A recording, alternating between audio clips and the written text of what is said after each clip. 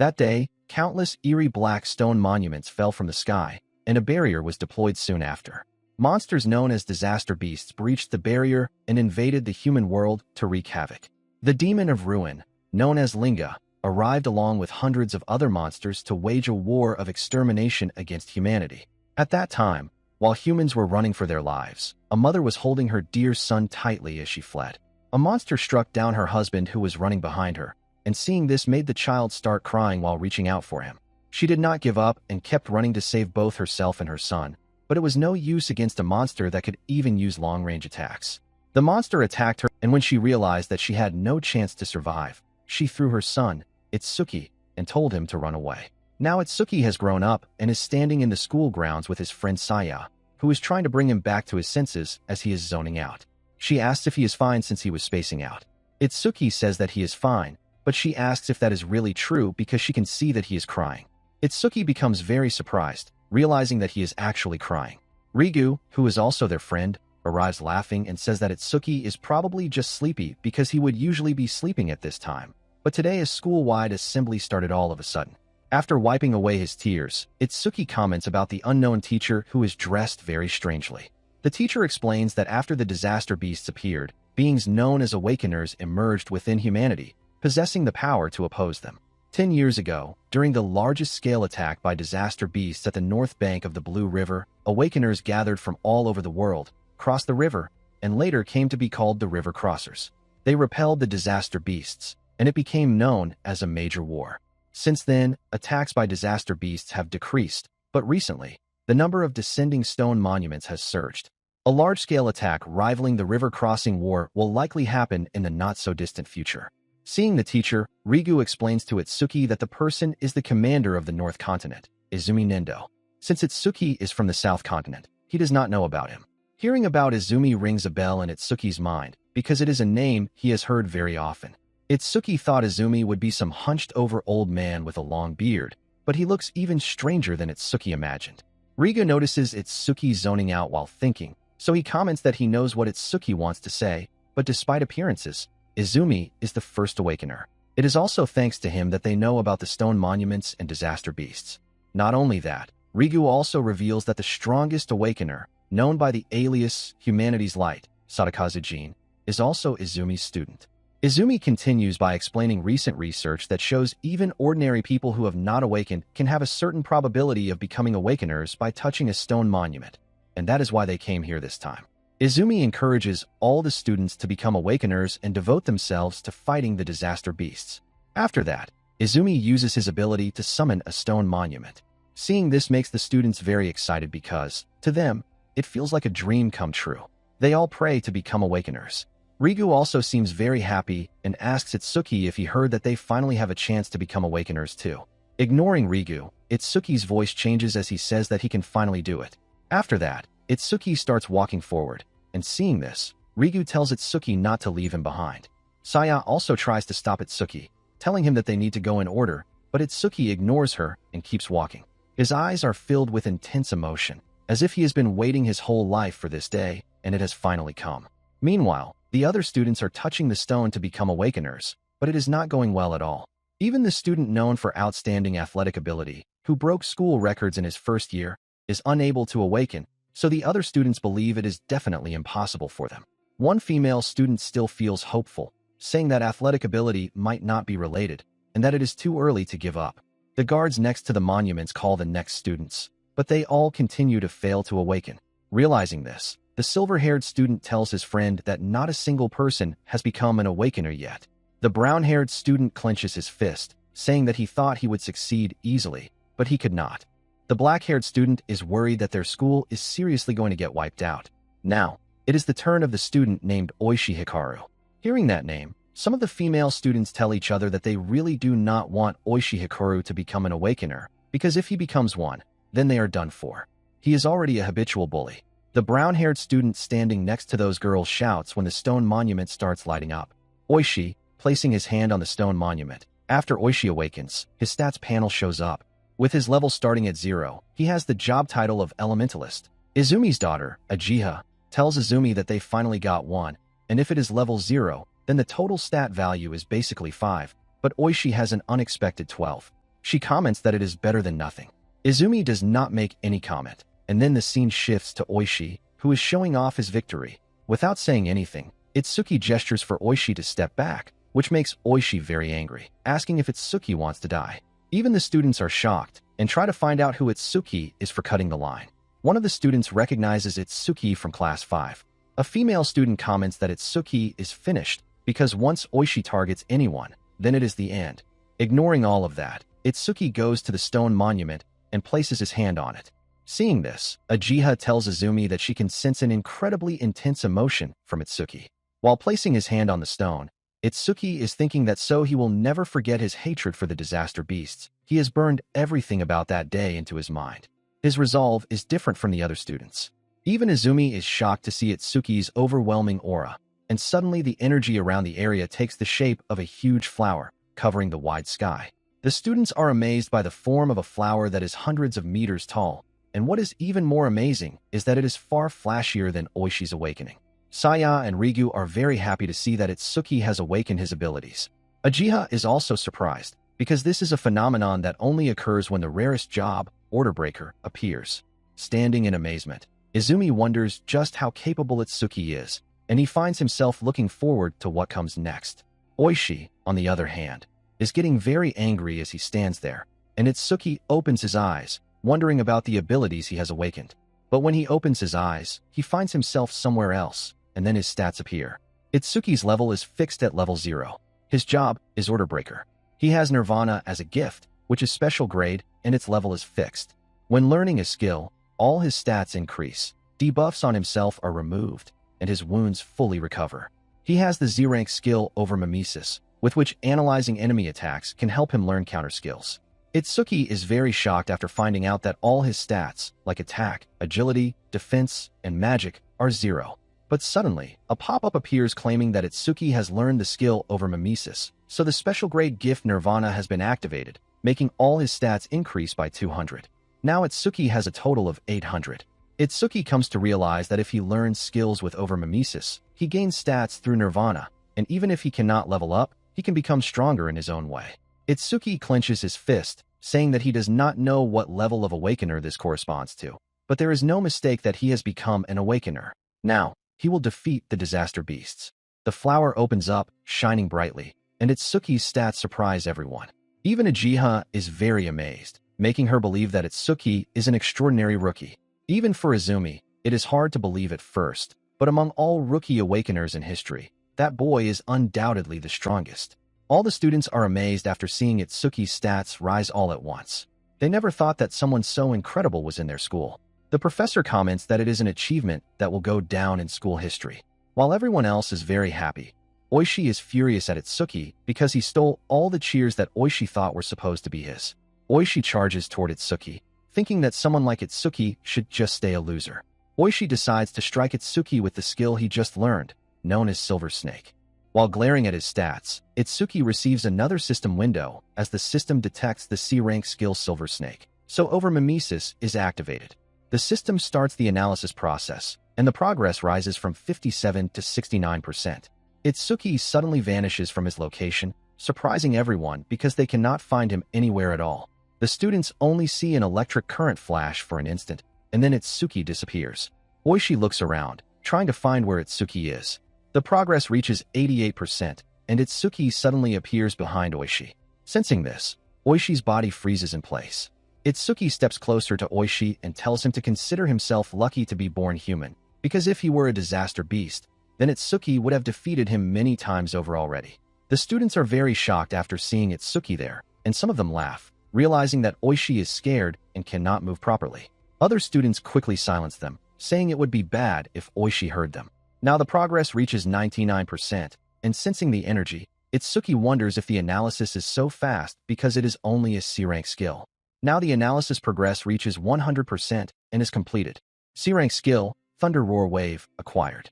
The brown-haired student is amazed when he sees that Itsuki glows again, and the student next to him smiles while adjusting his glasses and comments that he is glad he had his sunglasses ready. While inside the flower-shaped space, Itsuki thinks that it seems every time the analysis completes, he is forcibly brought into that space. The Silver Snake skills analysis is complete, and Itsuki has acquired Thunder Roar Wave. Itsuki's outer body suddenly starts lighting up again, giving everyone another shock, and his lightning is much brighter than Oishi's.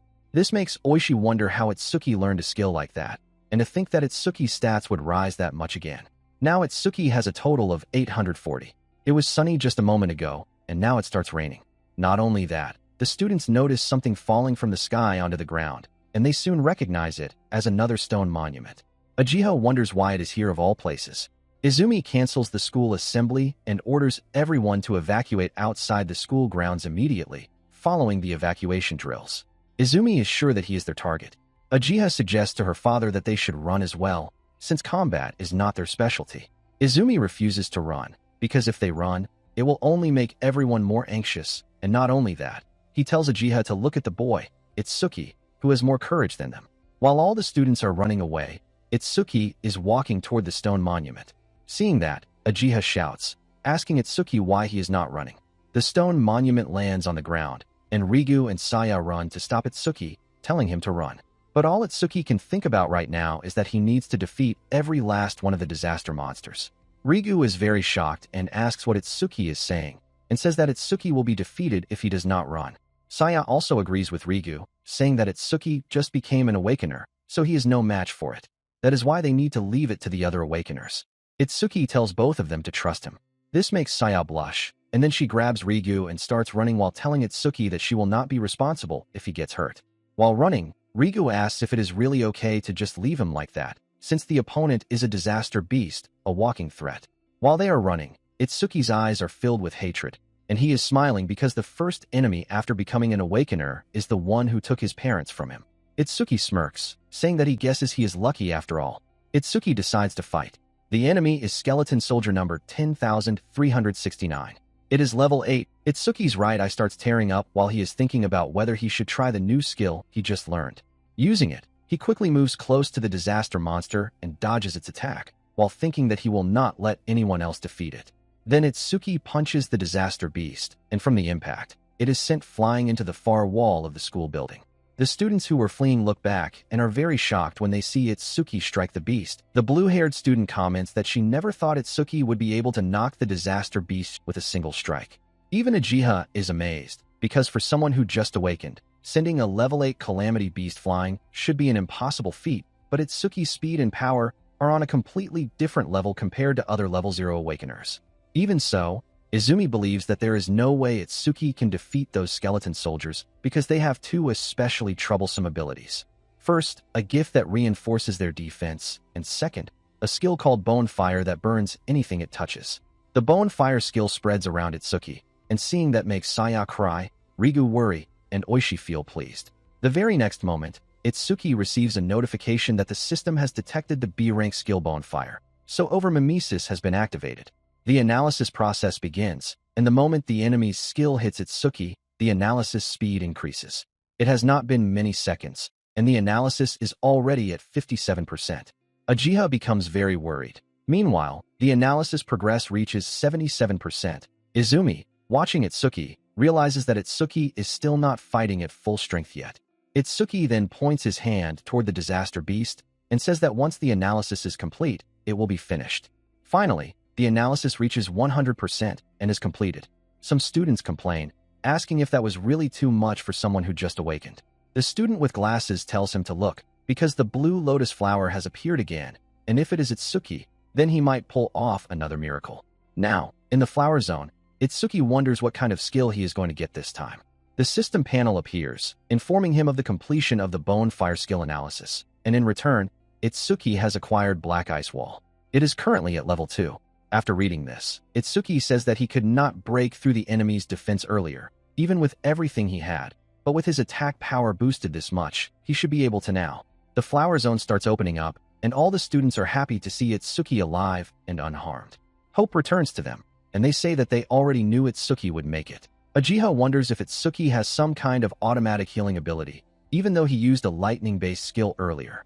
Izumi remembers that the Order Breaker class is said to be the most enigmatic of them all, but even among such classes, Itsuki stands out, especially with all these abilities and such complete recovery. The disaster beast tries to attack again, but this time, Itsuki creates an ice armor around his body to protect himself from the burning flames. Breaking through the blue fire, Itsuki charges toward the disaster beast by shaping his hand to act like a sword. The calamity beast attacks, but to everyone's surprise, Itsuki slips past the attack in a blink. It looks like instant movement. One of the students comments that only awakened eyes could even follow something like that. But little do they know, Oishi is one thing, but even Uchiha cannot track Itsuki at all. She wonders if Itsuki is really a rookie. It is just like that time back then. After defeating the disaster beast, Itsuki comments about the skill that can form hardened armor around his body and even shape weapons however he wants. That skill is incredibly powerful for both attack and defense. Rigu then runs to Itsuki and hugs him, saying how relieved he is after finding out that Itsuki is all right. Itsuki asks about Saya's whereabouts, but it turns out that Rigu does not know either. Just a moment ago, she looked like she was about to burst into tears. Hearing that, Itsuki wonders if Saya is upset. Uchiha is so amazed and she tells her father, Izumi, that Itsuki just defeated a skeleton soldier that even a level 10 awakener would have trouble dealing with. Izumi then instructs Uchiha to stay there and oversee the cleanup. He also tells her to relay a message to the principal that Izumi is taking Itsuki with him. Rigu, meanwhile, assures Itsuki that there is no way Saya would be angry after Itsuki won. Rigu suggests that she probably went to the monument because she was afraid of falling behind Itsuki. Hearing that, Itsuki replies that he hopes that is really the case. Their moment is interrupted when Izumi comes to speak with Itsuki. Seeing this, the other students are amazed, saying that Izumi is talking with Itsuki. They wonder if Izumi is going to take Itsuki in as a disciple. Some of the students find it impossible, since the only person Izumi ever trained was Kazunari Tsutsumi, the strongest man in history. Looking at the scene, Rigu decides to give them some private time and goes to look for Saya instead. Meanwhile, Izumi tells Itsuki that he is exceptional. Itsuki does not understand, so Izumi explains that he can sense nothing but rage and hatred in Itsuki's heart. Izumi wants to understand what led Itsuki to become this way. Hearing that, Itsuki reveals that 10 years ago, his parents were killed by a calamity beast while shielding him. He was about to lose his life as well, but an awakened person saved him that day. From that day, Itsuki believed that his mother and father died because of him, but later he came to the realization that it was not true. These creatures are the root cause of everything. Back then, Itsuki made a vow that he would defeat these monsters and wipe out every last one of their kind. Itsuki's right eye starts tearing up again, and seeing that, Izumi comments that Itsuki is still crying even with a heart filled with hatred. Itsuki explains that since gaining the eyes of the dead, his tears had stopped, yet his right eye began shedding tears on its own.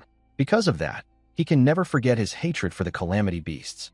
Hearing all of this, Izumi suggests that Itsuki become his disciple. Izumi will bring Itsuki into the Savior Alliance and grant him the power he needs to pursue his goal. Since Itsuki does not know about the Savior Alliance, Izumi explains that it is an organization founded by the governments of the 5 continents, gathering powerful awakeners from across the world. Its purpose is to combat the calamity beasts in a more efficient and organized way. Think of it as the official military force against the calamity beasts. Its members are known as saviors, and they are supplied with resources such as exclusive training and high-grade weapons. Even trainees receive 10,000 gold every month. Hearing about that much gold makes Itsuki think that it is enough to buy a car. Izumi continues, saying that of course, that level of reward does not come for free. Saviors are expected to fight on the front lines at all times and safeguard the people. Honestly, the pay and resources do not matter to Itsuki. What matters most is being able to fight the calamity beasts on the front lines. For that reason, Itsuki declares his desire to become a savior as well. Every February, the Savior Alliance hosts an exam called the National Savior Tournament. Participants earn points based on performance, and only the top 100 qualify to become official saviors. Hearing that, Itsuki asks about the highest score ever recorded. So Izumi replies that it may not be the best benchmark, but the record stands at 15,000 points, set by Kazunari Tsutsumi a year ago. Izumi tells Itsuki that if he reaches 30% of that, he will pass, and if he reaches 50%, he could take first place. Hearing that, Itsuki wonders if that is the strongest light that Riga mentioned. Izumi tells Itsuki that Kazunari is different, so comparing himself to him will only lead to despair. Still, Izumi tells Itsuki that he should trust himself. With Itsuki's talent, he could one day stand on equal footing with Kazunari. Itsuki declares that he will surpass Kazunari. Seeing the resolve in Itsuki's eyes, Izumi is amazed and remembers the time when he told Kazunari that he had drawn attention and that all the young ones were trying to follow his path. Kazunari replied that simply following would not win the war against the calamity beasts.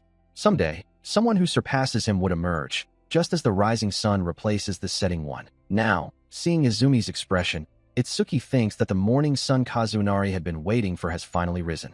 Izumi takes Itsuki with him to another place, and after reaching there, Itsuki asks about it. So Izumi explains that those monuments function as gateways linking this world to the realm of the calamity beasts. That is why defeating the beasts alone is not enough. If the monuments remain, more will continue to emerge. This building was constructed to contain monuments that could not be destroyed. Awakeners regularly eliminate calamity beasts that appear from them. This suppresses the expansion of the breach and also serves as training. Hearing that, Itsuki asks if this is the training facility. Izumi agrees, revealing that they call them stages, and since the number and level of appearing calamity beasts cannot be controlled, they are extremely dangerous inside. The stage before them is notorious because it has the highest fatality rate among rookie stages. Izumi reveals that back then, when Kazunari was still a fledgling awakener, he cleared it in just 3 minutes and 14 seconds. So Izumi tells Itsuki that if he truly intends to surpass Kazunari, then Itsuki needs to complete it in under 3 minutes. If Itsuki clears this stage within 3 minutes, then Izumi will take Itsuki as his disciple. There, all the people recognize Izumi, and they all wonder if that is the rumored rookie next to him. Some do not believe it. They think that unless it is an awakener at the level of Kazunari, there is no way someone could walk beside Izumi. Hearing their murmurs, Itsuki wonders if Izumi is really that famous. Reaching the gate, Itsuki finds out that the difficulty level is set at level 10, which is 2 levels higher than those skeleton soldiers. Itsuki wonders just how strong the enemies inside are. Since the people there show no signs of entering the stage, Itsuki asks the reason for that. Hearing this, the people whisper to each other, wondering if Itsuki is planning to enter the stage even though he is a rookie. Ignoring them all, Itsuki goes to the reception desk and asks the receptionist if he can enter the stage. The receptionist asks about the number of challengers entering the rift, so Itsuki replies that only he will be entering. The whole area goes silent after hearing that, and the receptionist, who was calm before, gets upset and tells Itsuki to stop with the unfunny jokes. She raises her voice, explaining that this is an artificial stage, but it is still a dangerous place where people can get hurt and, in some cases, seriously injured. Hearing that, Itsuki wonders what she is talking about. The people laugh loudly. Itsuki responds that she seems to be misunderstanding something, and he really came here solely to challenge the stage.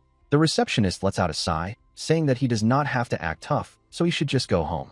That makes Itsuki very angry, and he tells her not to make him repeat himself, and that he just wants her to let him into the stage. That is all he wants from the so-called pretty receptionist.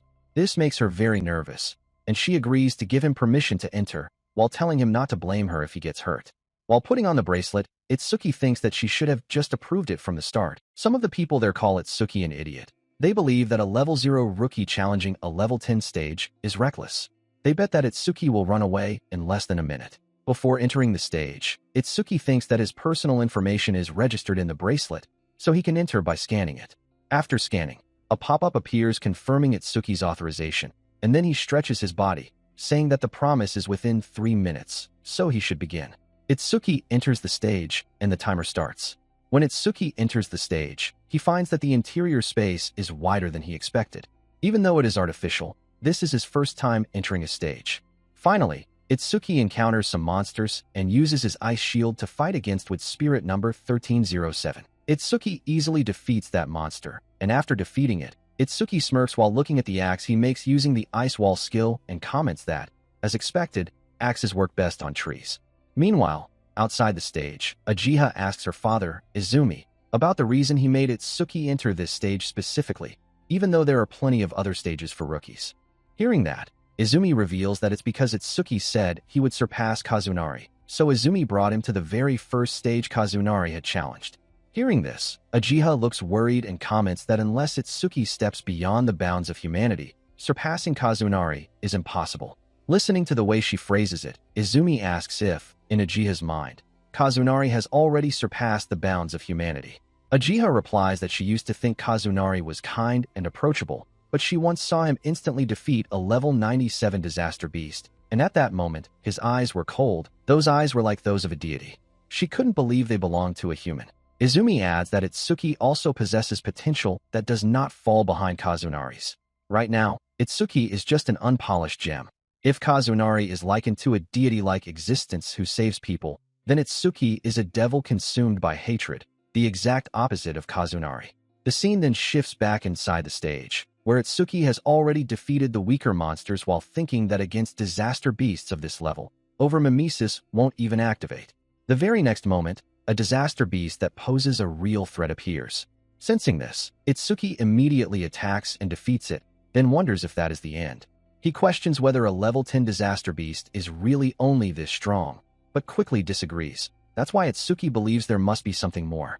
Suddenly, the system detects a B-rank skill, self-regeneration, and over-mimesis activates. The system begins analyzing. Not only that, but Itsuki also notices that the monster starts regenerating again and restrains him. He knew it wouldn't be that easy. The regenerated monster is Wood Spirit number 520 from the Wood Spirit race, and it is level 10. Itsuki activates Black Ice Wall to break free, and to stop the regeneration, he has to deal massive damage in a short time. Right now, the analysis progress is only 17%, but when Itsuki defeats it again, the progress increases to 19%. The more he defeats the monster, the faster the analysis progresses. However, the monster keeps regenerating no matter how many times Itsuki takes it down. With one final strike, Itsuki strikes at the monster with a powerful strike, thinking it won't regenerate anymore. His mana is running low from using Black Ice Wall for so long, but the monster regenerates again, and the analysis is now at 60%. While avoiding its attacks, Itsuki finds it extremely troublesome since it still won't go down after all that. But every time it regenerates, the analysis speed of over-mimesis increases. Itsuki deactivates Black Ice Wall to reduce mana consumption and uses Thunder Waves to evade while keeping his distance. Keeping this up until the analysis is complete is the path to victory, but he doesn't have much time left before the 3-minute limit. Right now, the analysis is at 75%. Itsuki decides to activate Thunder Waves and Black Ice Wall at the same time to maximize his damage and force the monster to keep regenerating continuously. This will increase the analysis speed even further. He keeps fighting while thinking that if over-mimesis doesn't complete before his mana reaches 0, then he will lose here. The progress reaches 80%, and Itsuki attacks again with Black Ice Wall, saying that if he falls here, then it only means this was as far as he could go. The progress rises to 85%, and Itsuki attacks again, but before his strike can land, the monster strikes lands, injuring Itsuki. The reason he couldn't evade or counter was because he had run out of mana, but the analysis is now at 99%. Just as Itsuki expected, he claims it is his victory, because over-mimesis does not require mana to activate. The analysis reaches 100%, and a flower-shaped notification appears, informing Itsuki that self-regeneration analysis is complete and that he has acquired Lotus Burst. The skill Lotus Burst is level 2. After acquiring the Lotus Burst skill, all stat points increase by 20. All self-inflicted debuffs are removed, and his wounds are fully healed. Itsuki then attacks the monster using Lotus Burst and claps, causing multiple fiery bursts to stack in one place. He comments that the Lotus Burst skill is not bad at all, and that it has this much power using only 1/3 of his mana. With that, Itsuki expects that dealing with weaker disaster beasts will be much easier from now on. However, he did not expect over-mimesis to even restore his mana after it had dropped to 0. Itsuki then notices a green core and wonders what it is. Meanwhile, outside the stage, the receptionist is very worried about Itsuki because it has been almost 3 minutes since rookie Itsuki entered, and there is still no sign of him coming out. She suggests that they should quickly call the rescue squad. Ajiha comments that she does not think Itsuki would lose to a level 10 disaster beast, but clearing it within 3 minutes still seems impossible. Izumi remains silent, and suddenly the panel announcing that a new record has been achieved. Ajiha is very surprised because Itsuki cleared it even though 3 minutes have not yet passed. The challenge is a success, and Itsuki has cleared the stage in just 2 minutes and 14 seconds, setting a new stage record. Itsuki then comes out of the stage, and the people who witnessed this comment that Itsuki actually survived. They also realize that Itsuki is 1 minute faster than Kazunari. Ignoring all of that, Itsuki asks Izumi if he will now officially instruct him. Itsuki calls him sensei, and hearing that, Izumi compliments him, saying it is as expected of his student.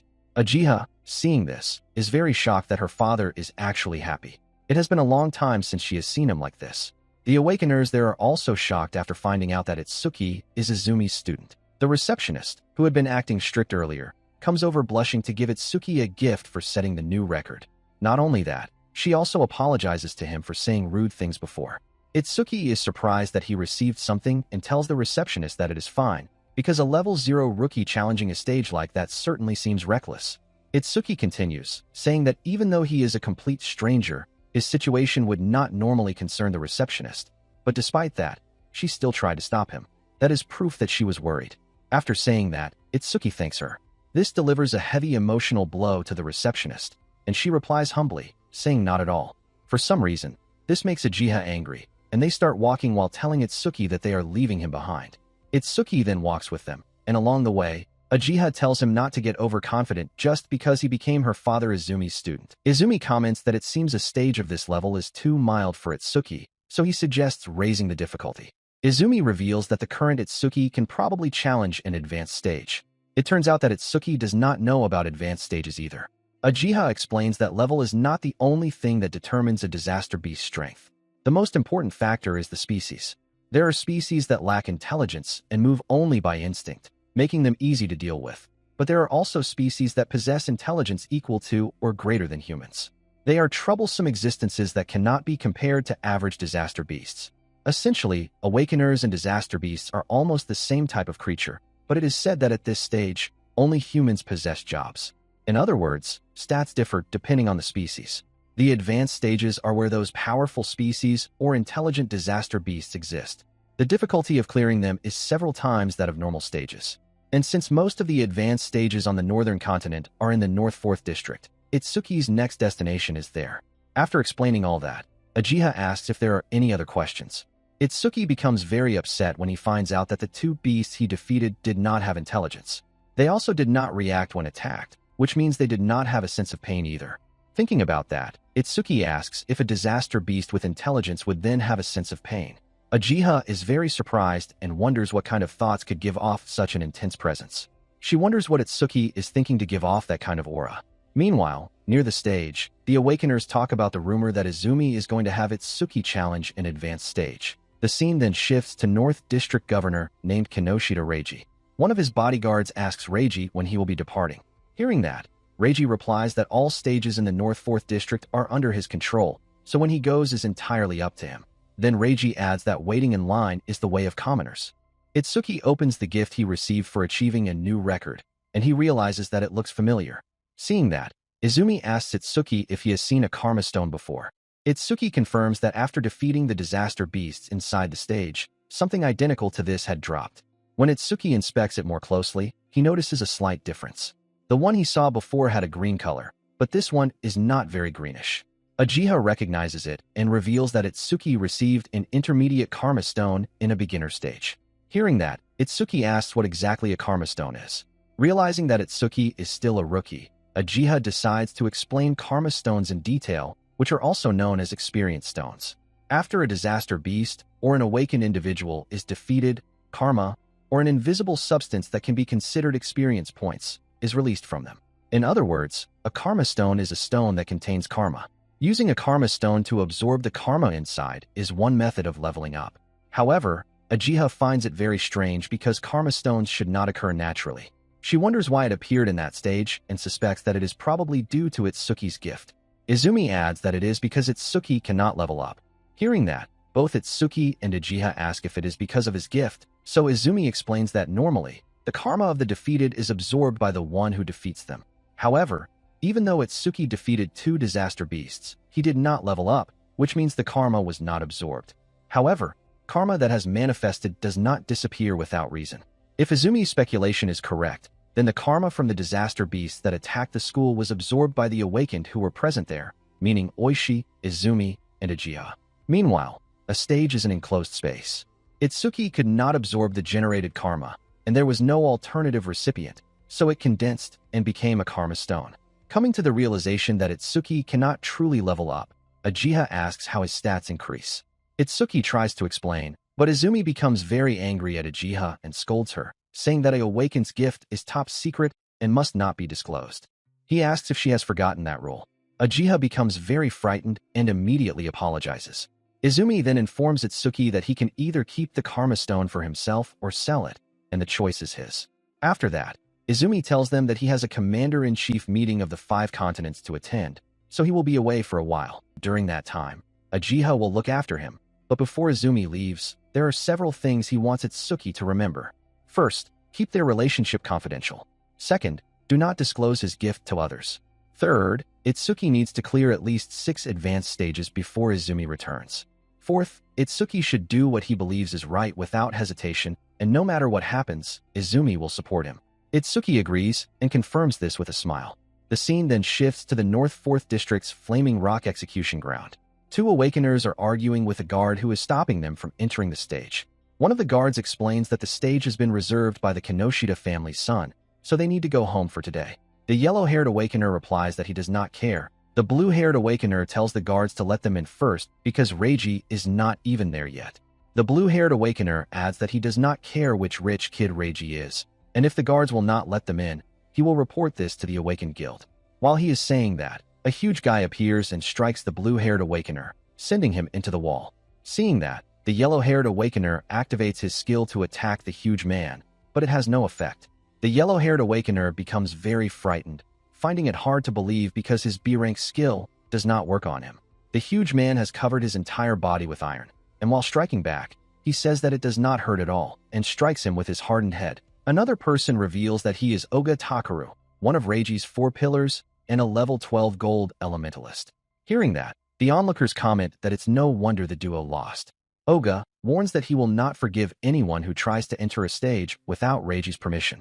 Anyone who resists will face the same fate as these 2. Seeing that, the guards taunt Oga, telling him not to go too far. After saying this, they all laugh as Oga pushes the Awakeners away from the entrance of the gate, which Itsuki catches effortlessly. Seeing Itsuki, they wonder about him and ask if he didn't hear the warning not to intervene. Oga glares at Itsuki, calling him a newbie and reiterating that nobody passes here without Reiji's permission. He warns Itsuki that if he does not leave quietly, he will end up like the others. Itsuki quickly understands the situation and realizes that he cannot enter the stage without defeating Oga. Adjusting her glasses, Ajiha informs Itsuki that she will notify the North 4th District Administrator, since this kind of behavior cannot be allowed. Itsuki, glaring at Oga, replies that it won't be necessary because teacher Izumi told him he could act according to what he thinks is right without hesitation. Hearing that, Ajiha grabs the injured Awakener, while Itsuki tells her he will leave their treatment to her. Oga is puzzled. Even though Itsuki is level 0, he is not intimidated and stands up to him. Oga wonders if it's because Itsuki has a rare job. Soon, he realizes he feels pressured but reassures himself that rare job or not, he is 12 levels ahead, so the stat difference cannot be bridged. Oga is shocked when Itsuki suddenly charges at him without warning, but he quickly materializes his face to block the attack. Seeing that, some Awakeners wonder if Itsuki is really level 0. Oga, frustrated, forces a smile. Itsuki realizes that Oga blocked the punch using metallization. Afterward, Oga metallizes his hands to strike Itsuki while complimenting his speed, but the attack lacks sufficient power. Itsuki dodges and falls back, thinking that to land a successful surprise attack against an enemy above level 10, he needs to increase his agility with Thunderbreaker. The system has now detected a C-rank skill, materialization, and activated over mimesis. Reading that, Itsuki thinks that if it's threatening enough for over mimesis to activate, he needs to get serious. Normal attacks cannot break through the defense of a metallized area. The analysis progresses to 5% completed. Itsuki strikes, but Oga blocks the attack with materialization, taunting him for being a weakling with no power or speed. Itsuki realizes that Oga has let his guard down, thinking that was the full extent of his speed. He then accelerates using Thunderbreaker.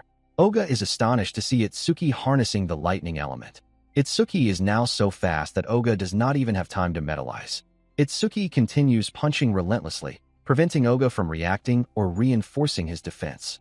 The analysis progress accelerates rapidly, reaching 66%. Witnessing Itsuki's flurry of punches, the onlookers are shocked and frightened, wondering how a level 0 Awakener can use skills from multiple jobs. Meanwhile, Oga, under the relentless assault, realizes he has no time to metallize and questions why a level 0 Awakener could move this fast. At this rate, he believes he is at risk of losing. Oga glances at the other guards, who are just watching and not intervening. Gritting his teeth, he resolves that he has no choice but to give it everything. He channels all his power, as his entire body transforms into metal. At this point, the over-mimesis analysis reaches 88% completion. Acting arrogantly, Oga tells Itsuki that he is grateful because he has never successfully metallized his entire body before. Thanks to Itsuki pushing him, the metallized areas now increase his defense by 50%, and his gift further boosts it by 50% while stationary. In other words, Oga's defense now exceeds 500. The common awakeners observing the fight are stunned to learn that Oga's defense exceeds 500 at level 12. Meanwhile, Itsuki's analysis progress reaches 98%, and as the lotus flower begins forming, he thinks that if his speculation is correct, full-body metallization requires a significant amount of magic. If Oga has allocated most of his stat points to defense, his magic shouldn't be very high. The analysis progresses to 99%. Hearing this, Oga scoffs, calling it a lie and nonsense, while internally questioning whether Itsuki is really a level 0 awakener, since his intuition seems remarkably sharp. Itsuki enters the lotus flower zone and tells Oga not to worry, claiming he won't use the boring tactic of whittling down Oga's magic to 0. Instead, Itsuki intends to end the fight quickly. The analysis reaches 100% completion, and the lotus flower appears, visible to everyone. Ajiha, who is healing the other awakeners, notices it and thinks, there it is. This blue lotus flower means Itsuki is going to get even stronger. Another awakener sees the flower and asks if this is the skill of the level 0 Itsuki. They note that it doesn't appear to be an attack skill, so they wonder how Itsuki plans to defeat Oga with it. With the analysis of metallization complete, Itsuki now acquires the Clear Orb skill, a level 1 ability. Reading this, Itsuki realizes that, since the sphere ignores defense, he can definitely deal damage. The problem is its flight speed, only 1 meter per second, so even ordinary opponents could dodge it. Therefore, timing is crucial. He decides to thoroughly break Oga's defense. Itsuki then launches the Clear Orb at Oga, challenging him to try to dodge it. The spectators watch in anticipation, eager to see what kind of power a level 0 like Itsuki could possibly unleash to break through the defense of a level 12 specialist guard. However, when Itsuki activates his skill and produces what appears to be a tiny black orb, the crowd is visibly disappointed. The attack looks underwhelming, almost harmless. Oga, seeing the small orb, grows overconfident. Convinced that such a minor attack poses no threat, he doesn't even bother to move or cancel his gift effect. But in the very next moment, the black orb breaks through the armor and injures his arm. Itsuki deliberately targeted Oga's arm because he is human. Had Oga been a disaster beast, Itsuki would have not shown mercy. With Oga defeated, Itsuki calmly walks forward and orders Oga's comrades to take him and leave. The same crowd that had just doubted him now erupts in cheers, praising his composure and overwhelming skill. Many even approach him with offers to team up and clear the Flame Rock execution ground together. Since the stage's defense is said to rival Oga's, Itsuki sees it as the perfect opportunity to further enhance the speed of his Clear Orb. Choosing efficiency over companionship, Itsuki declines all offers and decides to go alone. His decision sparks whispers among the crowd, who begin accusing him of becoming arrogant after defeating Oga. Ajiha, however, approaches him with genuine concern. She warns that the disaster beasts inside have defenses comparable to Oga's and worries whether Itsuki's magic reserves will be enough. Itsuki reassures her calmly, causing her to blush before quickly insisting she was not worried at all. Before leaving to treat the injured, she warns him about the Stone Tribe, creatures with little intelligence but strong group coordination, and advises him to manage his magic carefully. After scanning his identity, Itsuki enters the rift and immediately encounters a massive group of Stone Tribe monsters. Their stats are significantly higher than those of beasts in previous stages. Seeing this, Itsuki begins testing his Clear Orbs on them. The results are exactly as he expected. The stone monsters fall, and the orb's flight speed increases by 100%. Because these monsters are slow and have poor evasion, they are ideal targets for Clear Orb. After repeatedly upgrading the skill, Itsuki is left with only 2 shots, as each orb consumes 50 magic points. 2 monsters are charging toward him, and a hidden boss remains undetected, leaving 3 enemies in total. That means he must eliminate 2 targets with a single orb. His Clear Orb reaches level 10, but his magic is nearly depleted. The effort proves worthwhile. The orb's speed increases to 5 meters per second, allowing him to catch even moving enemies. While reviewing his system panel, Itsuki suddenly detects a B-rank monster, the giant stone man of the Stone Tribe. With total stats of 777 and an enormous body, the creature poses a serious threat. With no other option, Itsuki activates Thunderbreaker and charges forward, reaching the monster's head to strike with Clear Orb. However, he halts mid-attack, realizing the orb may not be strong enough to deal significant damage. Sensing hesitation, the monster counterattacks, forcing Itsuki to activate Black Wall. Even so, he is sent crashing back by the overwhelming impact. The monster proves far tougher than anticipated. At that critical moment, the system detects the gigantification skill and automatically activates over mimesis to copy it. Meanwhile, Reiji receives news that Oga has been defeated by a mere level 10 rookie who forced his way into the stage. Furious, Reiji learns that most awakened individuals above level 30 are currently occupied with handling a surge of descending events. Instead of gathering more details, he immediately heads to the Flame Rock Execution Ground, known for its stubborn disaster beasts that take time to conquer. As he changes clothes, he mutters that opposing the Kinoshita family may have been a mistake. Back in the Rift, Itsuki completes the analysis of the B-rank gigantification skill. Instead of acquiring it as a separate ability, his Clear Orb evolves to level 2 with new effects. The passive speed boost increases from 100% to 200%, and most importantly, Itsuki gains the ability to freely adjust the orb's size using magic. With the upgrade activated through Overmimesis, all of Itsuki's stats increase by 20. All debuffs are removed, and his injuries are completely healed. His total stats now reach 1,120. Without hesitation, Itsuki pours every remaining point of magic into creating the largest clear orb he can generate. The massive orb forms and obliterates the giant stone man in a single decisive strike. Although the attack reduces Itsuki's magic to 0, the battle ends in complete success. After pouring every last drop of magic into his attack, the orb Itsuki creates becomes enormous. Its flight speed increases to 7 meters per second.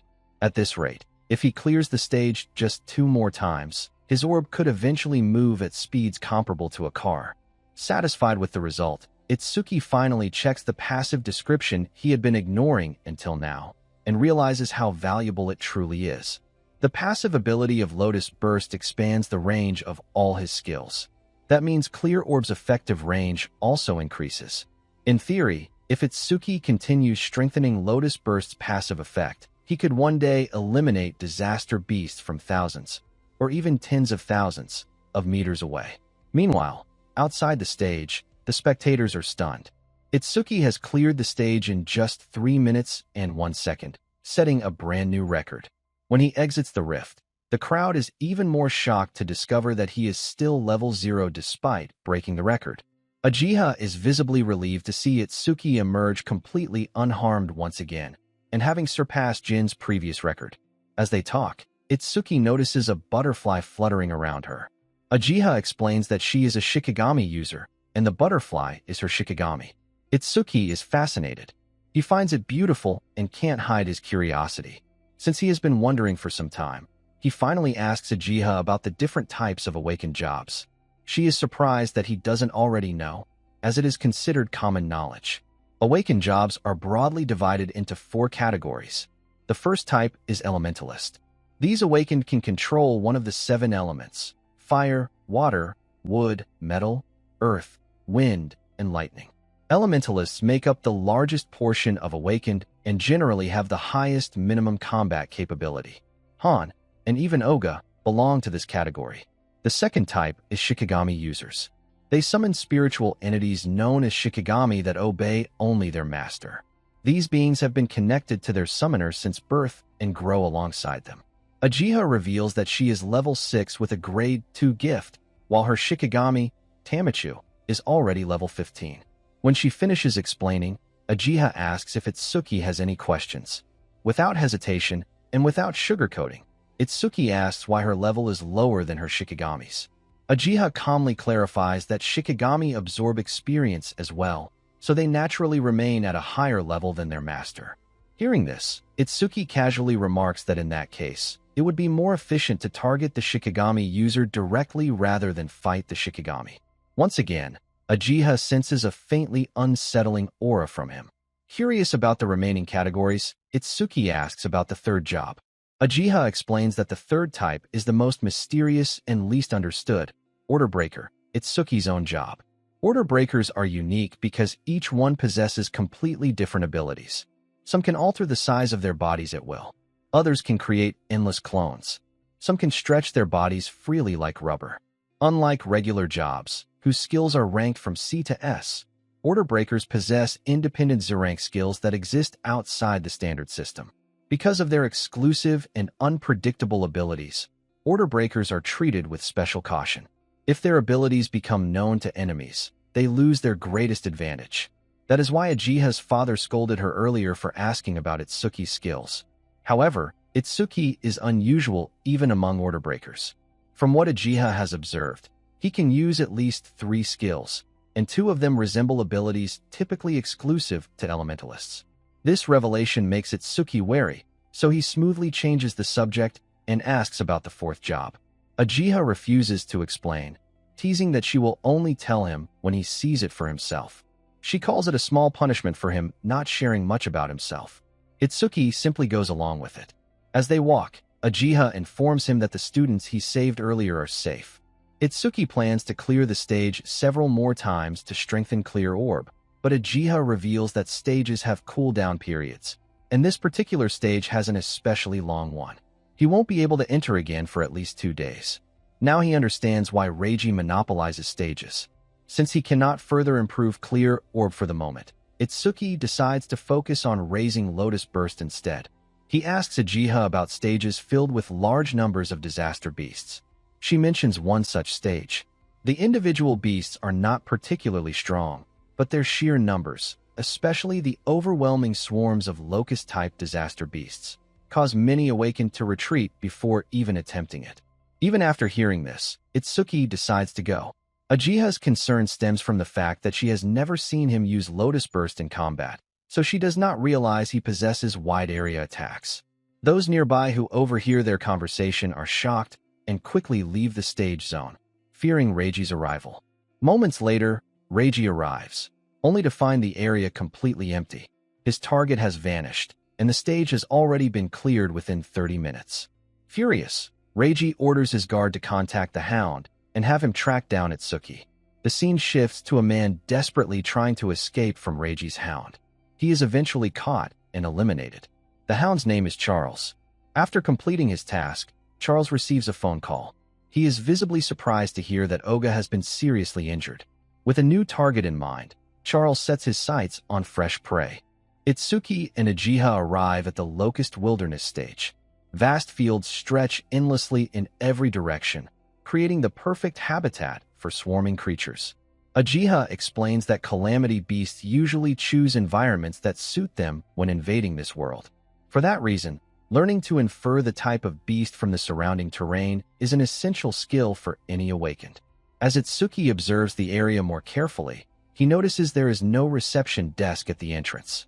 Ajiha lets out a heavy sigh and explains that this stage is considered so dangerous that officials are already discussing dismantling it entirely. Confused, Itsuki asks why a low-level stage would need to be dismantled. Ajiha clarifies that in most stages, awakened individuals can retreat if the situation becomes overwhelming. However, in this stage, the calamity beasts are unusually aggressive and appear in abnormal numbers. If someone lets their guard down for even a second, they can be surrounded by countless locusts and quickly overwhelmed. Rather than feeling intimidated, Itsuki sees it as a perfect opportunity. Ajiha complains, asking why he always seems so eager to throw himself into danger. While scanning his identity panel, Itsuki calmly reassures her that he has no intention of losing to a swarm of insects. His confidence convinces Ajiha that he will likely make it back safely again. Suddenly, Ajiha remembers something crucial. She forgot to mention that the locusts continue spawning endlessly until the boss is defeated. Alarmed, she prepares to enter the stage to warn him. However, she senses a dangerous presence nearby, Charles. Inside the stage, Itsuki deliberately stirs the dormant locusts to provoke them. After checking their stats, he discovers that each individual creature is surprisingly low level. That works perfectly for him, as they meet the conditions required for Lotus Explosion. A massive swarm of wicked locusts surges toward him. Itsuki calmly casts Lotus Explosion and waits for the exact moment they enter his effective range. When the timing is perfect, he activates the skill and eliminates the entire swarm in one decisive blast. The result is immediate. Lotus Explosion levels up to level 2, granting a 110% increase to his overall skill range. The explosion's diameter expands to 10.5 meters. With enough mana for roughly 10 more casts, and potentially over 100 eliminations per use, Itsuki calculates that he could massively boost his skill range in a short time. However, as he waits for the stage completion notification, nothing appears. In the next instant, his detection system identifies a C-rank skill called Mother's Will, and over-mimesis activates automatically. Turning around, Itsuki sees yet another swarm of wicked locusts approaching. He realizes he made a mistake. He assumed there was no boss controlling the stage. Fortunately, he can continue expanding Lotus Explosion's range, but he still has no idea where the boss is hiding. Itsuki decides to eliminate the smaller enemies repeatedly to force the boss to reveal itself. With each wave he defeats, Lotus Explosion's blast radius grows further, eventually reaching a 16-meter diameter. Yet even after wiping out multiple swarms, the boss refuses to appear. Worse still, the locusts continue spawning endlessly. Itsuki calculates that he only has enough mana for 9 more casts. He continues clearing wave after wave. After defeating 9 hordes, he boosts Lotus Explosion's range by an astonishing 990%. Now, however, he has just enough mana for 1 final cast. Despite that, another swarm forms in the distance, and still there is no sign of the boss. Without retreating, Itsuki unleashes his final Lotus Explosion, eradicating the swarm, but completely exhausting his mana in the process. At that moment, his system analysis reaches 91% completion. Itsuki begins to notice something unusual. After the first wave, all newly spawned Calamity Beasts are level 1 and noticeably smaller, as if freshly born. He deduces that the boss possesses an ability similar to infinite reproduction. The stage will never clear unless the boss itself is defeated. Just as his mana runs dry, the analysis completes. Itsuki acquires a new skill, Mana Detection. Thanks to Lotus Explosion's passive effect, its effective range now exceeds 1,000 meters. Even better, he can recover mana each time he detects an enemy unit, making this passive effect perfectly suited for this stage. Seizing the opportunity, Itsuki activates Mana Detection and pinpoints the boss's location. He then uses Clear Orb to force the hidden boss into the open. The moment it reveals itself, Itsuki eliminates it decisively. With the source gone, he proceeds to clear the remaining wicked locusts. The rewards are extraordinary. His total skill range increases by 1,210%. Lotus Explosion's blast radius expands to 65.5 meters, and True Clear Orb's flight distance extends to 131 meters. The stage announces a new record, 17 minutes and 7 seconds. Satisfied, Itsuki considers challenging the stage again after its reset. For now, he hurries back, assuming Ajiha must be worried. He even imagines her pretending to act cold once he returns safely, despite her genuinely caring nature. Her inability to be honest about her feelings strikes him as unexpectedly endearing. However, the moment Itsuki exits the stage, he is met with a shocking sight. Ajiha is being held by the neck by Charles. The moment Itsuki sees Ajiha being restrained, his expression turns cold. Charles calmly explains that he was only trying to extract information about Itsuki, but Ajiha refused to say a word. Hearing that, Itsuki's anger surges. He gives Charles a chilling warning. If he releases her immediately, Itsuki will settle for sparing him with only half the consequences. Charles bursts into laughter, clearly not taking the threat seriously. In an instant, Itsuki disappears in a flash of speed and charges forward, catching Charles off guard. Reacting quickly, Charles summons his Shikigami, Death Hound, to intercept the attack. At that very moment, Over-Mimesis detects the B-rank Shikigami skill, Death Hound, and begins its analysis. From the system's data, Itsuki realizes that Charles is also a Shikigami user, just like Ajiha. Charles narrows his eyes. He notices that Itsuki moves without wasting a single motion and possesses incredible speed. It suddenly makes sense why Oga lost. He never had the chance to metalize. Still, Charles believes victory is within his grasp. After all, he has his death hound and a hostage. The analysis progress reaches 34%. The death hound lunges at Itsuki with crushing force, capable of overwhelming any opponent with defense below 30. However, Charles is stunned when Itsuki blocks the attack using an ice-like armor forming over his hand. Without hesitation, Itsuki counters with Clear Orb, destroying the Death Hound in a single strike. Itsuki assumes that without their Shikigami, a Shikigami user is defenseless. What he doesn't realize is that Shikigami can respawn as long as their master remains alive. With the B-rank skill Respawn Desire, Death Hound's revival time is drastically shortened. Moments later, the Death Hound reappears and attacks from behind. But Itsuki has kept mana detection active ever since acquiring it. He senses the ambush instantly and evades. The analysis is nearly complete. Itsuki worries that if the Blue Lotus manifests visibly through overmimesis, Charles might grow suspicious. Meanwhile, Charles is beginning to panic. He now understands that Itsuki possesses greater power and speed than even the Death Hound, along with detection abilities that make surprise attacks impossible. Unable to gain the upper hand, Charles resorts to threatening Ajiha's life. At that exact moment, the analysis completes. Itsuki acquires a new ability, Shikigami Eater. He also discovers that he can choose whether or not to manifest the Blue Lotus when using overmimesis. Skipping its appearance means losing the recovery and debuff removal effects, but that is acceptable for now. After the previous stage, Itsuki is already in near-perfect condition. Without hesitation, Itsuki activates Shikigami Eater and seizes control of the Death Hound. He kicks it toward Charles, making the situation painfully clear. Panicking, Charles once again threatens to harm Ajiha. In response, Itsuki calmly raises both hands and pretends to surrender. Charles smirks, growing arrogant once more. Taking advantage of the pause, Itsuki asks why he is being targeted despite never crossing paths with Charles before. Charles reveals that Reiji was furious about Itsuki entering a North District 4 stage without permission. Charles was ordered to capture him.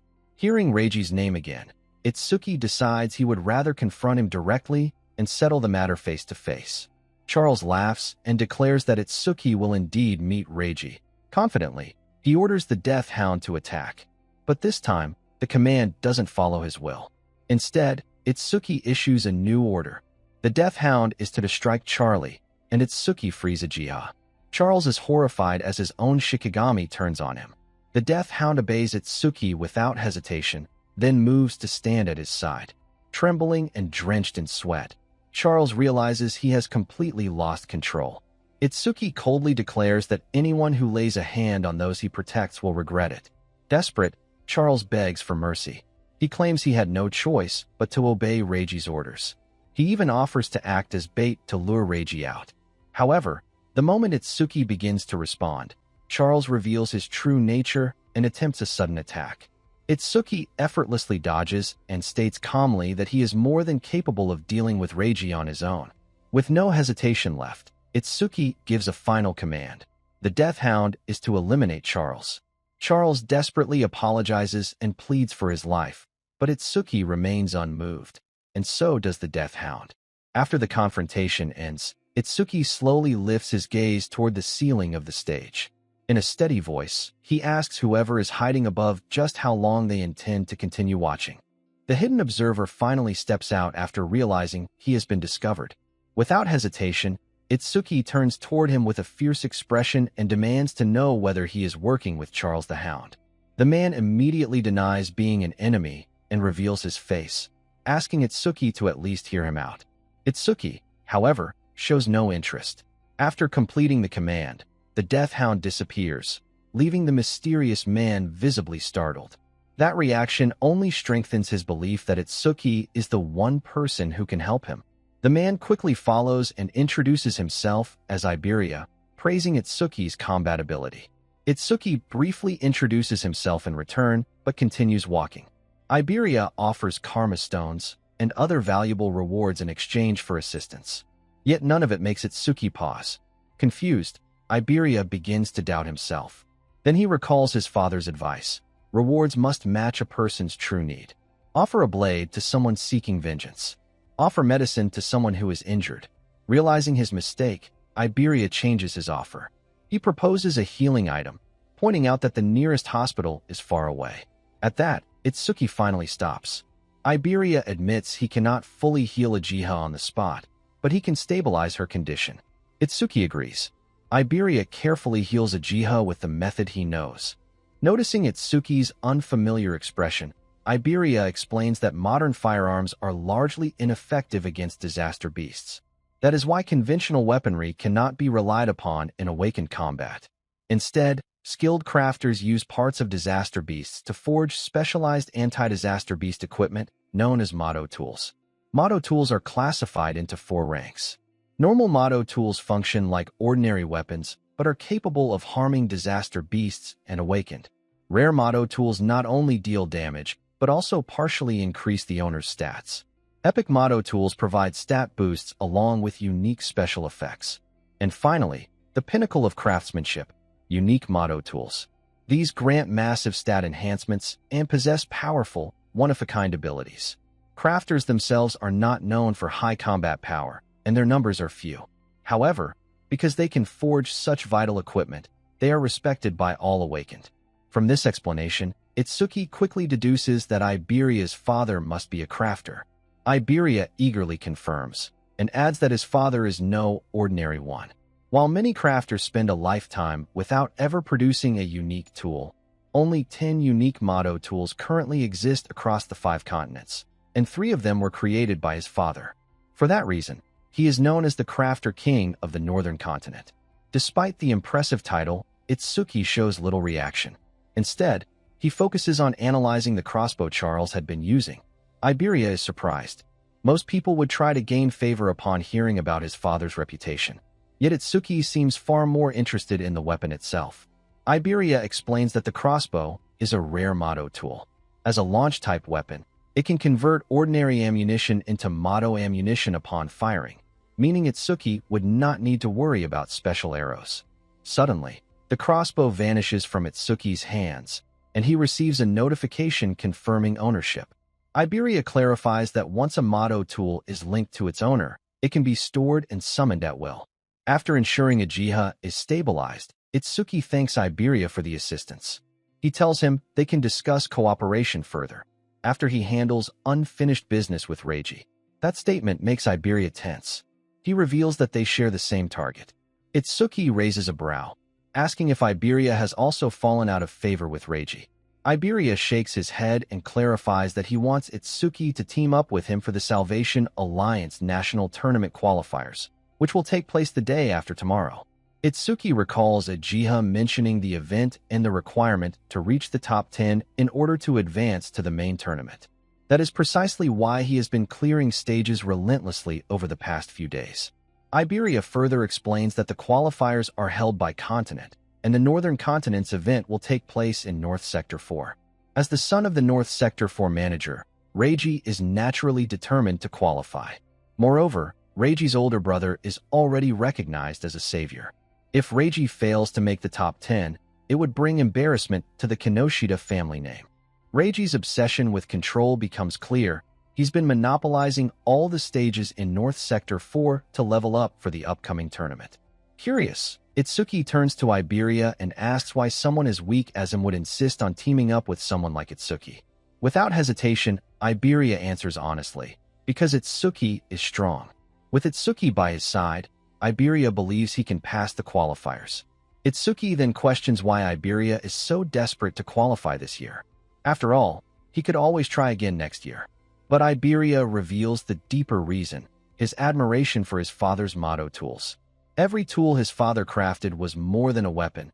It was a work of art. Iberia had grown up dreaming of becoming awakened and fighting disaster beasts using the tools his father forged. Just 1 month ago, Iberia finally awakened. Fueled by excitement, he asked his father to create a motto tool just for him.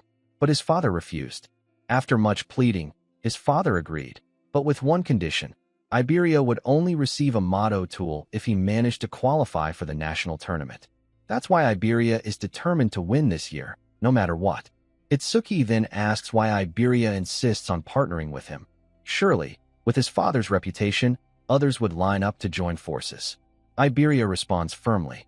If he relied on his father's name, he'd never receive the motto tools. His father made that perfectly clear.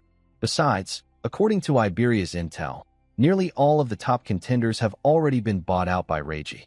The remaining Awakened are either lone wolves who refuse to team up or are already in fixed teams. That left Iberia with no viable options until 2 days ago. That's when he witnessed Itsuki defeat Oga, one of the 4 pillars, and set a new stage record. From that moment, Iberia was determined to find him. He searched tirelessly until he finally tracked Itsuki down. Moved by Iberia's sincerity and aware of the odds, they strike an agreement. Itsuki agrees to team up with Iberia, but first, they need to get Uchiha to the hospital. As Itsuki carries Uchiha towards safety, he starts thinking about his old friends, Riku and Seo. The scene shifts to show Riku and Seo training hard under the guidance of their teacher, preparing for the tournament as well. Seo is currently at level 11, with total stats of 555. Riku is at level 10, with total stats of 493. Both of them are pushing themselves to be ready for the qualifiers. Meanwhile, the story cuts to Reiji. He picks up a motto tool, clearly frustrated, and asks his guard about Charles, who still hasn't returned. The guard hesitates and wonders if something might have gone wrong. Reiji, furious, lashes out and calls them all useless. Without a second thought, Reiji crushes the motto stone in his hand to absorb its experience points. His guard offers to send a search party for Charles, but Reiji coldly refuses. Right now, the national tournament qualifiers are his top priority. If he fails, his father will lock him up in the confinement room again. Reiji then turns to his subordinate and asks about the task he was assigned. The man reports that out of the 3,113 participants in the northern continent, they've successfully persuaded 881 to cooperate. Just as instructed, all of them are level 5 or higher. He then crushes another motto stone to gain more experience and level up again. Now, Reiji has reached level 12 with the elementalist job Thunder, and his total stats have risen to 603. Izumi also arrives at the hospital, and upon seeing him, Itsuki immediately apologizes for putting Uchiha in danger. Izumi does not get angry at Itsuki. Instead, he calmly asks if Itsuki wants any help in dealing with the matter, but Itsuki declines the offer, deciding to handle it on his own. Izumi accepts this and asks Itsuki to share all the details about the incident later. They then head to the hospital room to see Uchiha, while Iberia finally realizes why Itsuki remained unfazed when he mentioned his father's name. Itsuki explains the entire incident to Izumi and shares his decision to participate in the Savior Alliance National Tournament preliminaries alongside Iberia. After hearing everything, Izumi asks about Uchiha's condition. Lying in her bed, she confirms that she has fully recovered, and that it is all thanks to Iberia, who treated her using a rare motto tool. Based on this, Izumi begins to suspect that Iberia might be the son of Aiden. Hearing this suddenly confuses Iberia, and while trying to act in a way worthy of being the eldest son of the crafter King Aiden, he arrogantly introduces himself. However, he quickly becomes embarrassed when he realizes that he accidentally said he was Aiden's father instead. Feeling awkward, Iberia immediately apologizes and corrects himself. Izumi then thanks him sincerely for saving his daughter's life and mentions that he plans to meet Aiden after the preliminaries end. After that, since both Itsuki and Iberia need to prepare for the tournament, Izumi gives them permission to leave and informs them that he and Uchiha will be watching the event the next day. Once they leave, Uchiha cannot help but comment on how much her father seems to like Itsuki. She points out that when it was Jean, her father would often take her to meetings instead of him. Hearing this, Izumi explains to his daughter that Itsuki has a strong self-destructive urge when facing disaster beasts, caused by childhood trauma. However, this urge weakens when he has people he wants to protect by his side. That is why Izumi placed Uchiha beside Itsuki. She needs to become his friend, then his weakness, and finally the person he truly wants to protect. Izumi then reveals something shocking. The disaster beast attack at Itsuki's school was not a random event, but a planned act. Many traders have begun siding with the disaster beasts, and their main targets are the commanders-in-chief of each continent. Because of this, Izumi is deeply concerned about the future of humanity, which currently looks very dark. Even so, he believes that Itsuki will one day bring light to this darkness and become a symbol of hope. The next day, all the participants and spectators arrive at North Zone 4, the venue for the Savior Alliance National Tournament preliminaries. The area is far more crowded than expected, as many people have come after hearing that Izumi will be watching the tournament. His presence alone increases the number of attendees from 3,000 to 5,000. However, not everyone is pleased. People like Reiji are angered by Izumi's appearance, as it could interfere with their plans. Reiji's subordinate reassures him, explaining that many of the new arrivals are low-level participants who joined at the last moment and will not have enough time to form teams. This gives Reiji's group a strong numerical advantage. In addition, Reiji has secretly bribed several participants. To identify each other, they all wear red ribbons on their right arm. This confuses Itsuki's friends, who wonder if it is some kind of trend they do not know about. Soon, the host, Ryu Fujiwara, announces the rules of the tournament. The venue is divided into two sections, the outer area and the inner area. In the first stage, all participants will begin from the 4 cardinal directions in the outer area and compete based on how quickly they can reach the inner area. The moment they enter the inner area, their rank will be recorded on their wristband, and only the top 500 participants will advance to the second stage. Participants are allowed to use any method necessary, but they can carry only up to 2 motto tools. In the end, the results are all that matter. As the announcement concludes, Iberia points out to Itsuki that Reiji is also present in the arena. Reiji instructs his underlings not to let anyone move ahead of him. Iberia notices one of Reiji's men and begins thinking of the best way to make Reiji lower his guard inside the inner area so they can ambush him. However, Itsuki has no intention of following that plan. Instead, he walks straight toward Reiji, leaving the underlings confused about who he is. At that very moment, the tournament begins. The scene then shifts to Fujiwara, who comments on how more and more young people are participating in the tournament each year. While this seems like a positive sign to him, Akira disagrees. He believes that quality matters more than quantity, and based on his observation, only a few participants are above level 15. Hearing this, Fujiwara recalls the time when only Akira and Jin participated. That is why Akira says the tournament would be boring without newcomers like Jin, though he still hopes to see someone promising. Fujiwara, however, believes that this is unlikely, as Jin is a once-in-a-century genius and no one can surpass him. Akira then brings up the person whom Izumi has taken in as a disciple and asks if the rumor is true. Izumi confirms it, which makes Akira curious, and he wonders if that person is also participating in the tournament. Since both Akira and Fujiwara are interested, they begin analyzing the participants who might have the potential to be a genius. Harino Riku is level 10 and a golden element user, but his gift is only grade 2, so they rule him out.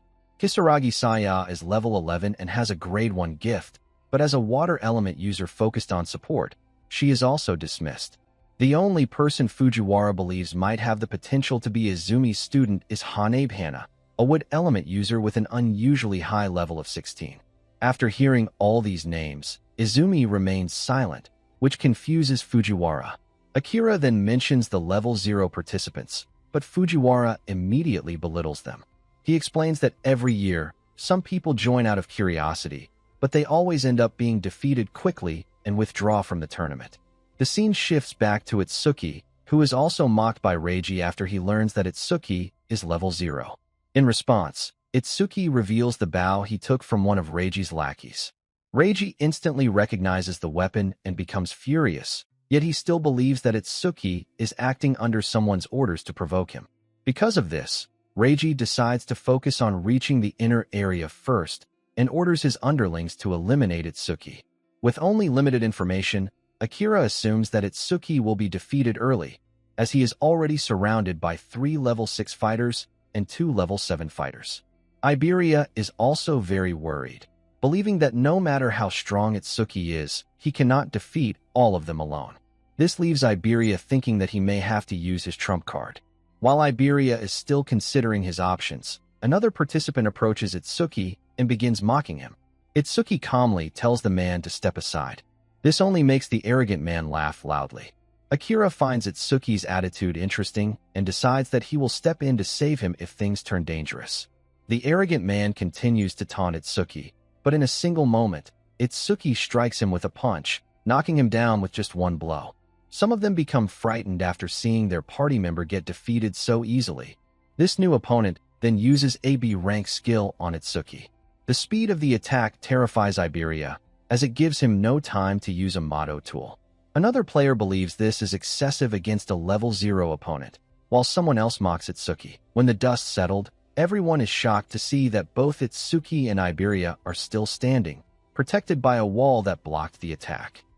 Thanks to this defense, Itsuki's total stats increase from 1240 to 1271. This makes Itsuki curious, and he decides to test whether the passive effect of Black Wall activates when defending against the same skill from the same opponent more than once. Seeing Itsuki block a fire-based attack with what appears to be an ice-type skill confuses the opponent, who cannot understand how Itsuki is able to use such an ability. Itsuki calmly tells him to use the same attack again, saying that this time he will not block it. This angers the opponent, who then uses his strongest B-rank skill. The power of the attack is greater than before and rivals that of a level 8 user, though it is still a fire attribute skill. It is meant to be his finishing move, and he feels relieved, believing that Itsuki is finally out of their way. However, he is shocked to find that Itsuki is still standing and has blocked the attack once again. From this, Itsuki concludes that Black Wall's passive effect does not activate when taking the same skill from the same opponent. The man becomes too frightened to continue, so another player steps forward, claiming that he has figured out Itsuki's weakness. He attacks with a B-rank skill, planning to overwhelm Itsuki through numbers and force him to run out of mana. Although Itsuki's Black Wall activates, he also covers his body in ice and quickly closes the distance between himself and his opponent. The man tries to overpower him with brute strength, but Itsuki easily defeats him. Thanks to that attack, Itsuki's stats increase by 62. Now, only 2 lightning users remain. Itsuki decides to use this opportunity to test the passive effect of Thunderclap Wave. One of them claims that Itsuki is faking his stats, while the other suggests retreating instead of fighting him.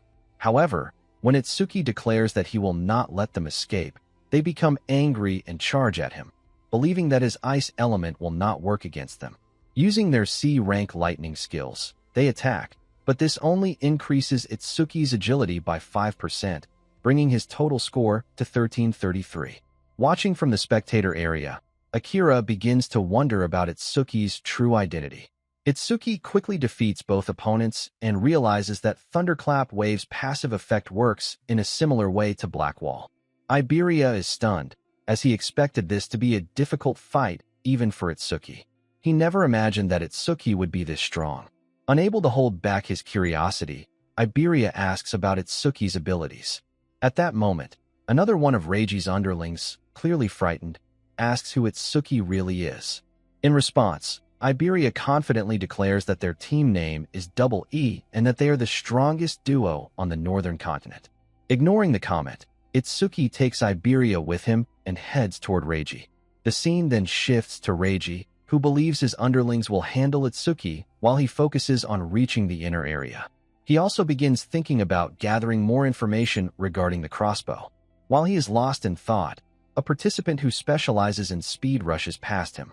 This angers Reiji, who immediately strikes the player with lightning magic and defeats him easily. Reiji starts mocking him for trying to move ahead. Reiji then turns to scold his underlings for not doing their job properly. In the spectator area, Izumi and the others observe Reiji's behavior and criticize his arrogance. However, since he is not breaking any rules, there is nothing they can do. Meanwhile, Reiji continues advancing toward the inner area with ease, without losing any stamina.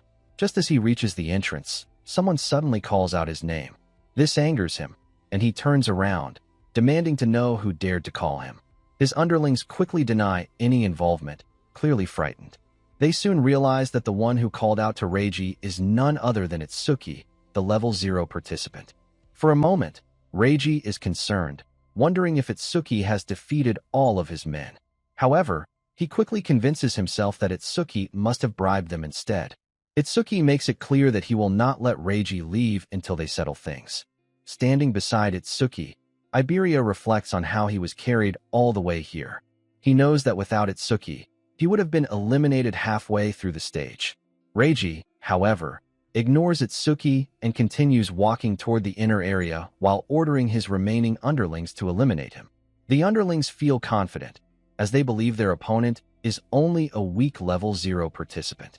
Iberia becomes nervous when he realizes that there are nearly 100 opponents. Knowing that Iberia cannot handle them, Itsuki grabs him and disappears instantly. A moment later, Itsuki reappears. He throws Iberia toward the inner area while pushing Reiji back, declaring that he will not let any of them leave until their conflict is resolved. Saya and Riku finally reach the inner area while avoiding Reiji's underlings. Saya ranks 4th, while Riku takes the 5th position. Riku believes they were the fastest, but they soon realize that 3 participants arrived before them. The first rank belongs to Kana Hanya, who is at level 16. Saya cannot help but think about Itsuki, who has still not arrived at the inner area. At that moment, Riku notices Iberia being thrown toward the inner area. Iberia lands in 6th place and shouts Itsuki's name. Hearing that name, Saya and Riku are able to figure out Itsuki's location. Meanwhile, Itsuki is blocking the path of the 100 participants and Reiji, determined to settle their conflict. Fujiwara, unaware of the reason, wonders why Itsuki is not entering the inner area. Out of concern, Fujiwara asks Akira to step in if Itsuki gets into trouble. However, Akira is too shocked to respond, as he has just witnessed Itsuki display an incredible burst of speed, something even Akira could not achieve at that age. The scene shifts back to Reiji, who grows increasingly angry as Itsuki continues to stand in his way. Wanting to humiliate him, Reiji decides to make Itsuki fight 100 opponents at once. Itsuki, however, is focused on avenging Uchiha, and it does not matter to him whether he passes the preliminaries or not. One opponent charges at Itsuki with full force, but he is no match. Itsuki easily blocks the fire-based attack and knocks him out with a single punch.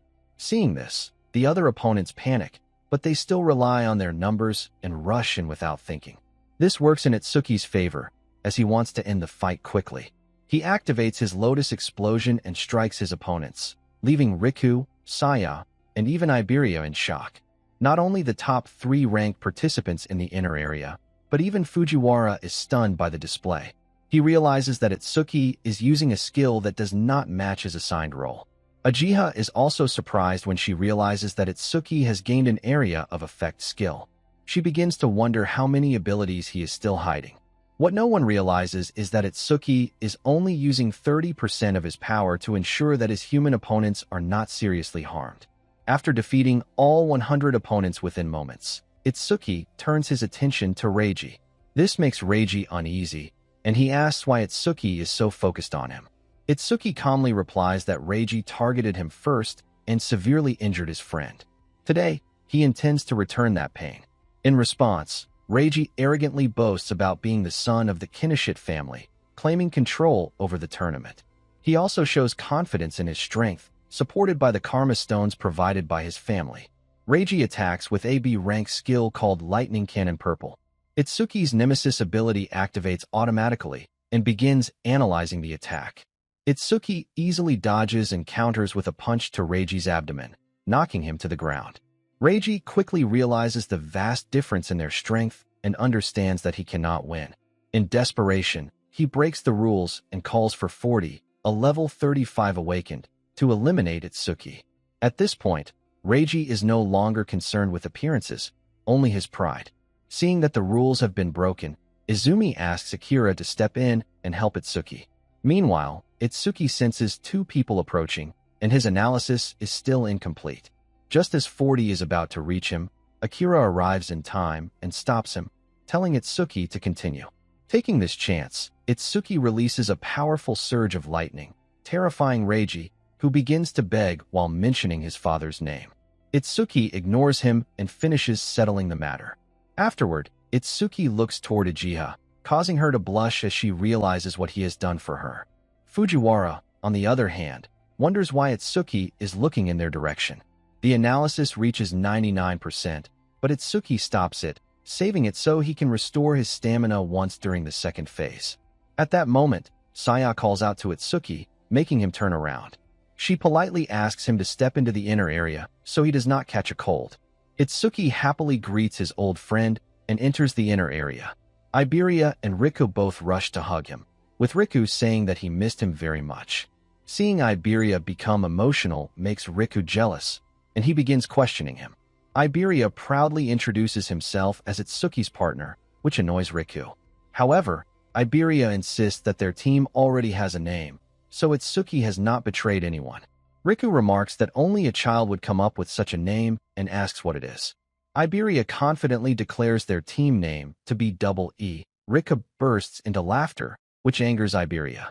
Finally, 500 participants gather in the inner area, and Fujiwara announces the end of the outer area examination. Shortly after, he introduces the second phase. In this stage, all participants must face a calamity beast alone in the testing ground for 1 hour. The second phase begins, and Akira looks forward to it, eager to see how strong the top 7 ranked participants truly are. Finally, all 500 participants arrive at the venue for the second stage. Rika notices that Itsuki is still at level 0 and asks if his level is fixed. Itsuki confirms this, which leads Riku to ask how he became so strong. However, Itsuki explains that his teacher has instructed him not to share that information. Saya steps in at the right moment and supports Itsuki, stopping Riku from asking further questions.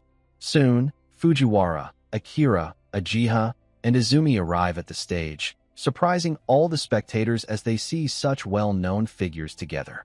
Fujiwara then explains the rules of the second stage. In this stage, several calamity beasts will appear in the trial grounds, and the points earned will depend on the difficulty of each beast.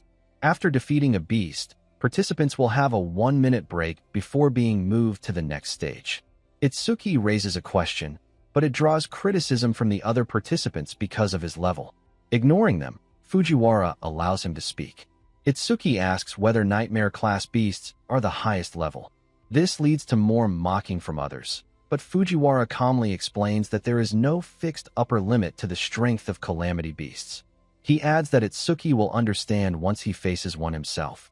Even Riku believes defeating such a beast is nearly impossible, as nightmare-class beasts are stronger than level 10 opponents. Fujiwara continues, explaining that the points earned in the qualifiers will carry over to the main national tournament. Based on their performance, participants may even qualify to join the Savior Alliance. Hearing this, Itsuki decides to use this opportunity to surpass Jean. After the explanation, all participants enter the trial grounds, and the second stage begins. Itsuki finds himself in a large empty room, and soon, more than 10 beginner-class calamity hounds of level 1 appear. Without wasting time, Itsuki activates Black Ice Wall and quickly defeats them. In the monitoring area, Akira focuses on Itsuki, while Fujiwara suggests watching Hanya as well. However, Akira remains more interested in Itsuki. Fujiwara does not understand the reason for this interest at first, but he is soon shocked to see Itsuki defeat the Calamity Hounds in just 1 second.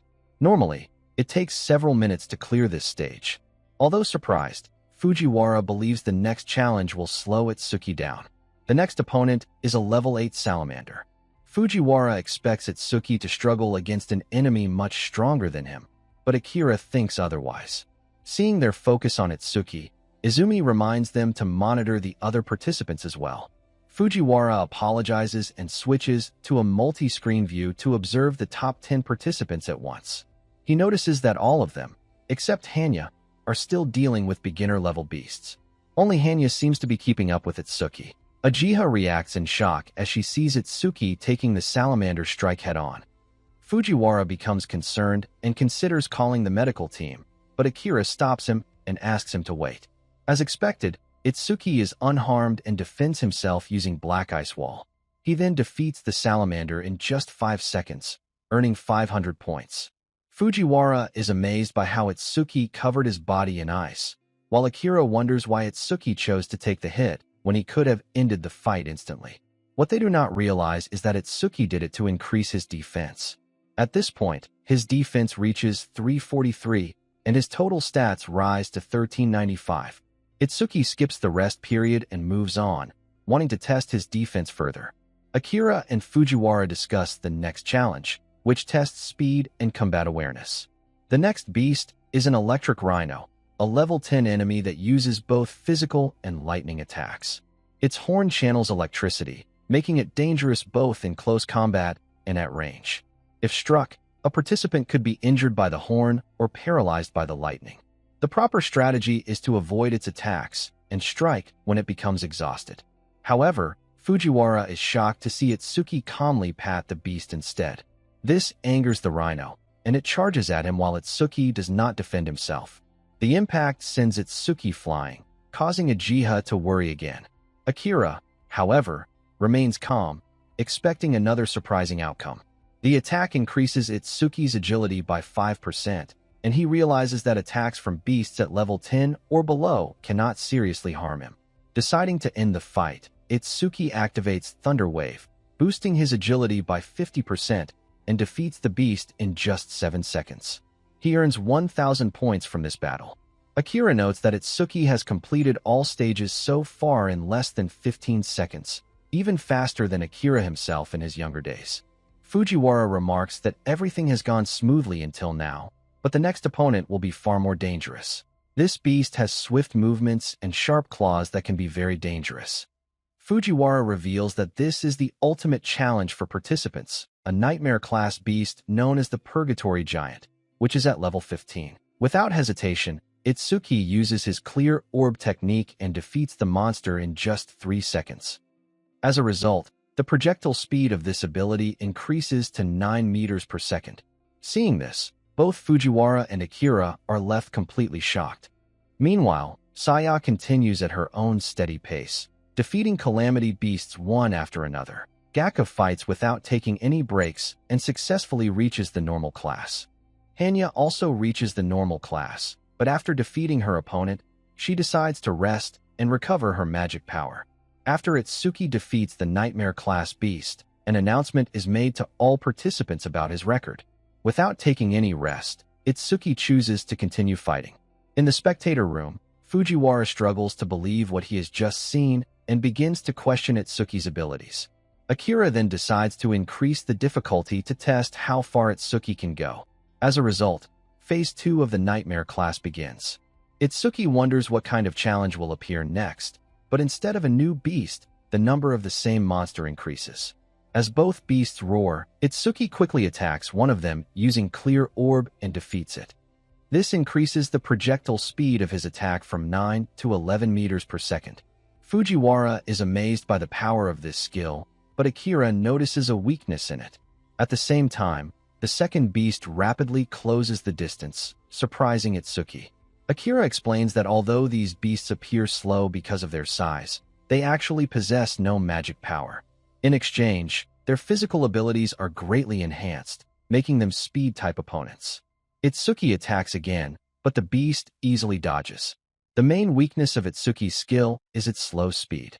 Earlier, Itsuki took advantage of the beast's habit of roaring before attacking, but unless he increases the speed of his attack, he will not be able to progress further.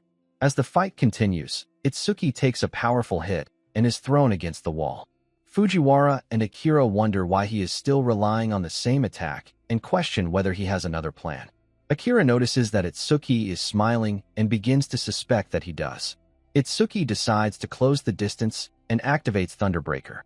The monster attacks again, causing Uchiha to worry. Fujiwara also believes the attack has landed and prepares to call the rescue team, but Izumi stops him. It soon becomes clear that the attack did not hit Itsuki, as he dodges it at the last moment. Using this opportunity, Itsuki launches his attack and defeats the beast. The projectile speed now increases to 13 meters per second, and it takes him only 12 seconds to defeat both enemies. In the spectator room, everyone notices how concerned Uchiha becomes whenever Itsuki is in danger. This makes her blush as she tries to explain herself. Fujiwara comments that she has become more expressive since the last time they met. He then asks Akira if he knew Itsuki would dodge the attack. Akira explains that Itsuki's normal speed is already equal to the beast, but when he uses his skill Thunderbreaker, his speed increases greatly. At that point, it becomes nearly impossible for the beast to land a hit. Fujiwara remarks that Itsuki has already secured first place, but he also understands that Itsuki's true goal is to surpass Jin, the strongest among humanity. That is why Itsuki does not stop and continues into Phase 3.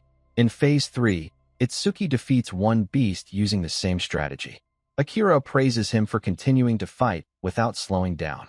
Fujiwara then mentions that even Akira, despite having an exceptionally strong body, considered Phase 3 to be his limit. Akira himself had moved directly to Phase 4 during his time. Because of this, Fujiwara becomes curious about how Itsuki will perform in this stage. During the battle, Itsuki attempts to dodge an attack, but gets caught by one of the beasts. However, he quickly breaks free and increases his agility, moving behind the monster. Using this approach, he defeats the second beast, increasing the projectile speed of his attack to 20 meters per second. Although two beasts have been defeated, the third takes advantage of the situation and tries to strike at Itsuki. However, Itsuki uses this moment to his advantage. Activating his Lotus Burst at full power, he strikes the monster and defeats the monsters in a single decisive strike, bringing the fight to a decisive end.